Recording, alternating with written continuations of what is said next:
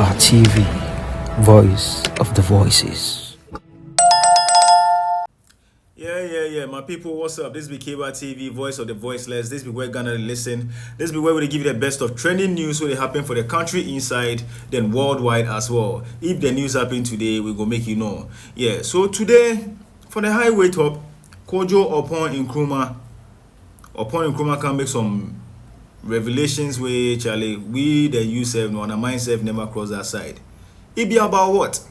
It be about this Goldbod in Sammy this Goldbod issues where they trend for the country inside. You know, say we mentioned Goldbod. It be about Sammy Gyamfi. You mentioned Sammy Gyamfi. We talk Goldbod. Yeah. So what Kojo upon Nkrumah come talk? Kojo say them no say them give Goldbod the mandate say if them go do the sourcing for the gold, then go deal for gold. If you go buy gold, it be them. If you go sell gold, it be them. You know, go fee go sell gold, give any company. But Goldbod way, you know, say if you want deal for gold inside, I go deal plus. It being where Kojo upon can say, nah. As them enter things, they can find out say one Bower Rock company belonging to one Alhaji Bower. That be the company where they do the sourcing on behalf of Goldbod. The powers where then take give Goldbod say it be them for buy gold and sell gold and deal for gold related stuff inside. Goldbod too can give Bower Rock company that power say it be them for do the thing give them. Where upon Nkrumah they talk say why that monopoly? Why say it be only one company way then they give them that mandate say it be them alone way Charlie. Then go fee handle the thing. With the guy say even prior to passing the Goldbod bill for parliament and things that be on the 28th of March 2025, Kojo upon Nkrumah can talk say this thing way them they do there it no go help. But you know say Charlie micro minority against whatever majority or whatever it is no. Charlie, nothing they then go fit talk. So them go on with them pass the bill. It be upon Nkrumah say he tell them say this thing there it no go help. It no go help. You see, according to him, that be the reason why as of 9 months into operation, the Goldbod incur losses to the tune of $214 million. It no be small money. Upon Nkrumah also talks say to we sure say by the end of the year December now the lost way the country incur no it go feel reach like it go feel past the 214 it go feel go reach like $300 million. Make we go watch the video then listen exactly what Kojo upon Nkrumah talk for there. But we watch the video come. If we come then we go inside, we go bisect things, then we go explain more, then make everybody to understand as well. I beg you before then subscribe, like, share, then leave your mind for the comment section inside. Yeah. We could go watch the video then come. It's about the news that Ghana as at now has lost about $214 million through the activities of some of the state agencies that are involved in purchasing gold and using those purchases to boost our reserves, our foreign exchange, and to help the economy. Now already, as you are aware from the IMF, in the first 9 months of the year, we've lost $214 million. And from our calculation as a caucus, it's going to end up at around $300 million by the end of the year. There are a number of preliminary issues that we want to bring to your attention on this matter. Some of those issues you are not aware of already, but we believe it is time we start putting them out in the public domain so that the general public and the Ghanaian people can participate in the exercise of resolving. First, there's a person known as Alhaji Bower of Bower Rock Limited. We bring to the attention of the Ghanaian people the role of his company becoming the only aggregator licensed by the Goldbod to purchase all artisanal gold directly for the Goldbod from suppliers across the country. A de facto monopoly has been created in this industry where competition used to exist and used to ensure fair pricing, transparency, and the prevention of rent seeking. Now, with the creation of this monopoly, questions are coming up. Who is benefiting from the deliberate and needless monopoly? Who is Alhaji Bauer Rock Limited? How did his company become the only aggregator assigned to buy all of our gold from that particular segment of the market? Who selected him? What criteria was used? Was the criteria competitive? Who are the beneficial owners of this entity? And why must every miner, every dealer, every landowner, and every small-scale producer pass through this private entity before gold reaches Goldbod, and for reserves, ultimately, the Bank of Ghana? There are questions that need to be answered on that particular front publicly, and until those questions are answered, the integrity of this scheme, we are beginning to draw your attention to the fact that is being compromised. Our second preliminary issue we want to draw your attention to. The IMF has already mentioned that $214 million worth of trading losses have been occasioned in the first 9 months of this year. As a caucus, when we run our numbers, we can project that it's going to get to about $300 million by the end of this year. 214 million in losses under the Gold for Reserve scheme is just 9 months. But there are a few other issues under that we want to draw your attention to as part of our preliminary remarks. First is to explain to you how these losses are being occasioned. Small-scale miners will not sell unless they are paid true global market prices, even if a slight discount is given to them, and at an exchange rate which the forex bureaus use. Second, the Gold Board therefore has to pay miners at real market value. However, Gold Board then sells the dollars it receives from offshore buyers back to the Bank of Ghana at the BOG or interbank rate, which is a weaker rate. Gold Board protects its books by passing the exchange rate losses directly onto the Bank of Ghana. So this is not a market fluctuation problem. This is a system that is designed to make losses and for the state to bleed, so intermediaries will remain secure and profitable. For those of you who recall, when the Gold Board Act was being passed, we extensively outlined why the regulator should be decoupled from a commercial entity that could do this and make profit. And you recall that we suggested that it would be better to have a limited liability company with capital so that this doesn't happen. This is exactly what has happened now, and so far, $214 million of loss, going towards $300 million by the end of the year. The third issue that we want to draw your attention to. This is not how the original structure of the Gold for Reserves program was designed. Now let's remind the nation about what the original structure was. It was a sovereign reserve building tool to help Ghana accumulate physical gold, strengthen our balance sheet, reduce reliance on foreign currency borrowing, and gradually stabilize the cedi. Under the original design, which was introduced by the NPP, Ghana's reserves increased from 8.7 tons to 31 tons in just 2 years. And no losses accrued because BOG bought physical gold directly for its reserves and not through intermediaries like some of who we have outlined, and not for speculative purposes.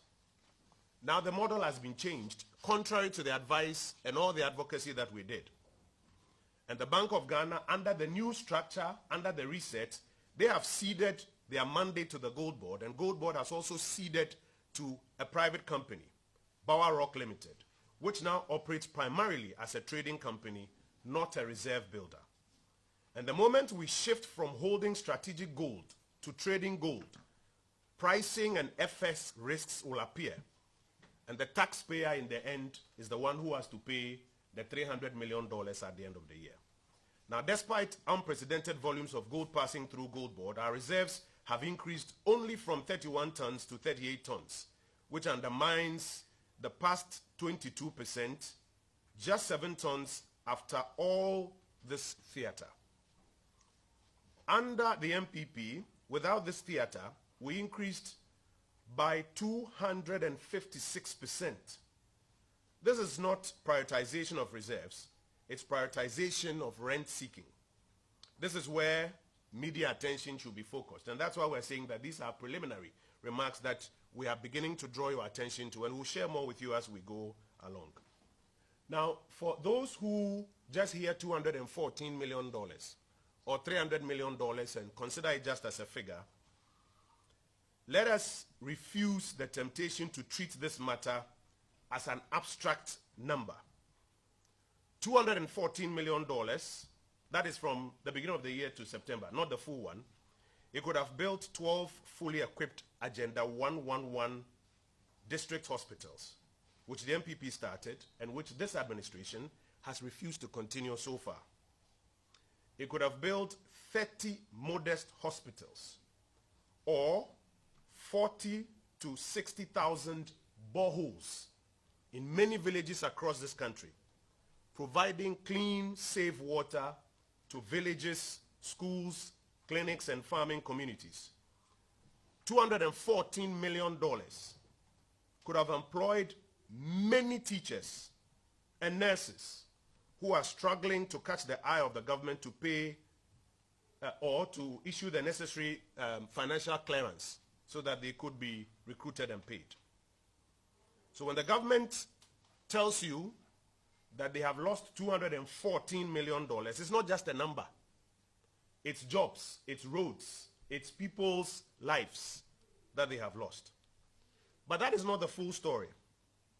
Again, if you will remember, when the Goldbod Act was being passed, we spoke extensively about the need for traceability so that Ghana's money will not be used to fund the purchase of Galamsey gold. Now, while the financial tragedy unfolds, another crisis is deepening. Illegal mining is continuing at unprecedented levels. You are observing on your television sets the destruction still of our forests and water bodies.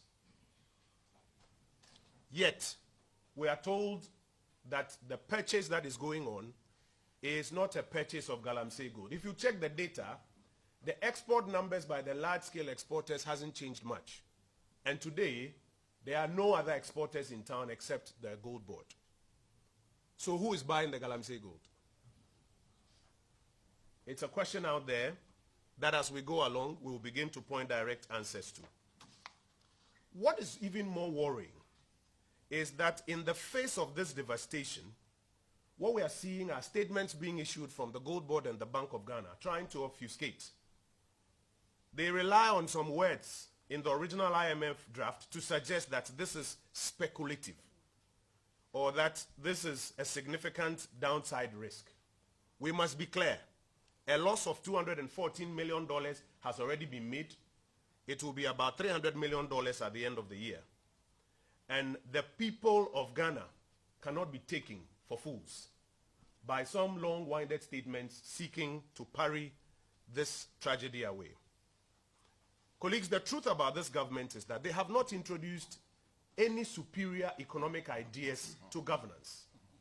All that they've been doing is rebranding, renaming old things that have been done, and sometimes even hiding the details until we, in the minority, call it out for the Ghanaian public to see. Now, today, they are relying on this rebranding.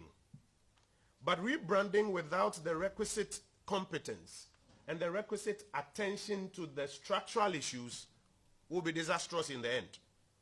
And so we ask, so when the IMF is no longer here by the middle of 2026, and they have finished rebranding the ideas that they inherited, which new ideas will they be introducing? Which old ideas will they now be left with to copy? And who will be shepherding them?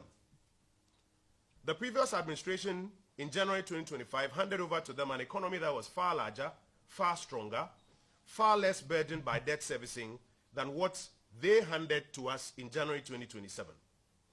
Their singular instinct has been to capitalize on the architecture that was innovated by the NPP.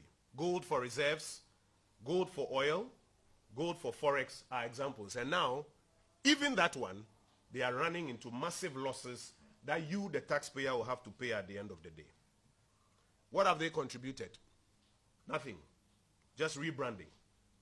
They simply took the PMMC and the work that MIF was doing and decided to restructure it under the Goldbod and quickly pass a bill to grant it sweeping powers over all small-scale gold, plus 20% of all other produced gold by large-scale miners. Sadly, without the technical competence required to operate this complex structure that they wanted to do, we are saddled with $214 million debt, now moving towards 300. And it doesn't matter whether they tell you it's not Goldbod loss, it's Bank of Ghana loss, or it's Bank of Ghana loss, it's not Goldbod. At the end of the day, the Ghanaian taxpayer is the one who has to pay. And so as a minority, on behalf of the people of Ghana, we are demanding the following: a bipartisan parliamentary inquiry into the circumstances under which the Republic of Ghana has lost $214 million, heading to $300 million, to be done here by the Parliament of Ghana on a bipartisan basis, as I mentioned. And we're asking for a parliamentary ad hoc investigative committee with power to subpoena all contracts, licenses, intermediaries, including this Bower Rock monopoly that this morning we have informed you about. Under this bipartisan inquiry, we will be expecting the Bank of Ghana and the Goldbod to publish the fee structure, the pricing formula, the aggregator selecting criteria, and all foreign exchange arrangements that they have tied to this scheme, which has led to this loss. There are also environmental issues that have to be dealt with. And one of the things we'll be asking for is a suspension of permits in forest reserves and the introduction of serious measures on traceability. Because as at now, we have every reason to believe that state money is being used to buy Galamsey gold. Also, we are expecting the governor of the central bank and the chief executive of the Goldbod to appear before the committee as other persons who will be invited and to provide all the information that is required for the Republic to understand in detail what has happened and to put measures in place to ensure that it doesn't happen again. And where negligence or corruption is proven, prosecutions must follow, and all recoverable funds must be clawed back to the state. This crisis, colleagues, is not about politics. It's about whether Ghana still stands as a guardian of the resources that we have been given, and we have the ability to use it for generations unborn, or whether temporary gains will lead us to irresponsible behavior that leads us into debt and at the same time destruction of our environment. To the people of Ghana, it is in your name and on your behalf that we are doing this. To our chiefs, faith leaders, market women, students, unions, civil societies, academia, and the diaspora, your voices are the only force left to defend this democracy, to defend this republic, to defend this country. Fellow Ghanaians, gold may glitter, but the truth has to endure beyond today.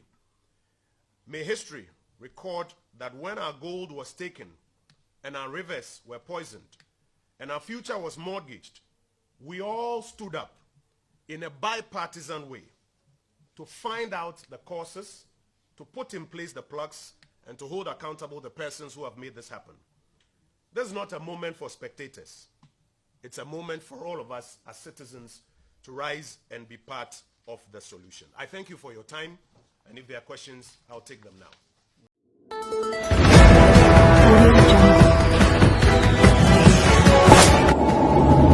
Goldbod TV, voice of the voices.